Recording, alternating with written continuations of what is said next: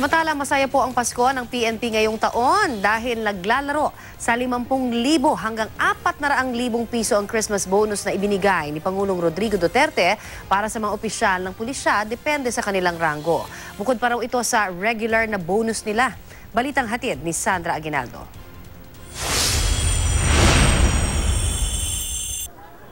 Naka-Santa hat pa si PNP Chief Director Gerald Bato de la Rosa nang humarap sa Christmas party ng PNP headquarters sa Camp Crame. Malasanta ring inanunsyo ang bonus na ibinigay ng Pangulo para sa mga opisyal ng pulisya. Kunin nyo yung pamasko na galing kay President Duterte, ranging from 400,000, pinakababa 100,000 sa mga star rank. Pinakabababa doon sa mga hindi star rank, mga 50. Love na love niya yung Philippine National Police, kaya ganon. Lahat tayo, happy. Sinabi ni De La Rosa ang first time nakatanggap ng ganitong bonus ang PNP officials mula sa Malacanang. Bukod pa raw ito sa regular na bonus ng PNP.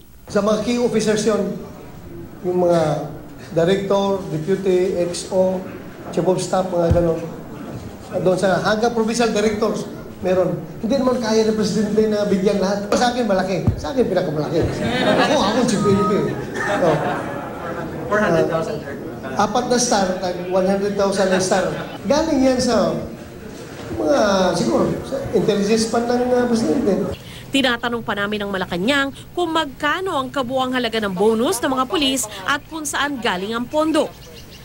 Ngayong Kapaskuhan, may wish si De La Rosa.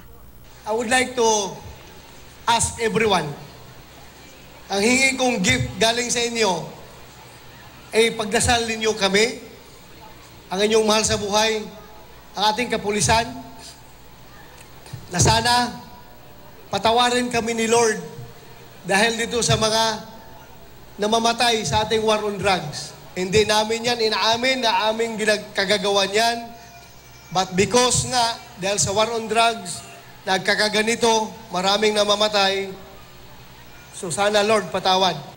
Sa pinakahuling tala ng PNP Project Double Barrel Alpha, mahigit 2,000 na ang napapatay na drug personality sa gyera kontra droga mula July 1. Bukod dito, sabi ni De La Rosa, mahigit 4,000 ang napapatay sa tinatawag na death under investigation o yung mga pagpatay sa buong bansa na di pa malaban ng motibo at kung sino ang salarin. Ayon sa PNP, mahigit 1,000 dito ang napag-alaman nilang may kinalaman sa droga. 56 ang tinawag na investigation concluded o yung nakilala na ang suspect o kaya ay naaresto o may kaso ng naisampa. Lumalabas na 5% pa lamang ang naresolba at ang karamihan o mahigit 94% ang hindi pa. May mahigit naman 1,600 na iniimbestigahan pa kung ano ang motibo.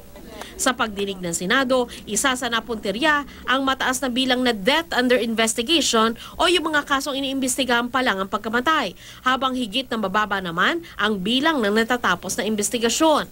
Punto ng ilang senador, dapat imbestigahan ng PNP ang mga pagpatay para hindi pa pagdudahan ng mga pulis. Pag sinasabi nating vigilante killings, ito yung mga may packing tape, ito yung mga nirariding in tandem, ito yung mga pinapasok sa bahay ng unknown assailants. And hanggat hindi tayo nakakita ng mas mataas na crime solution or solution efficiency pagdating sa mga murder cases na ito, then yung suspicion or yung perception na pinapayagan ng gobyerno ito, hindi mawawala. Nilinaw naman ni De La Rosa na minamadali na nila ang pag-iimbestiga. Either sinakyan, sumabay, sumakay sila sa aming war on drugs. Ikinatuwa naman ni De La Rosa ang excellent rating na nakuha ng kampanya kontra droga base sa SWS survey. At kahit na 78% ng mga respondents ang nagsabing nababahala sila na baka pati sila o kakilala nila'y madamay sa patayan, sinabi ni De La Rosang magpapatuloy ang operasyon ng PNP laban sa mga sangkot sa droga. Sandra Aguinaldo, GMA News.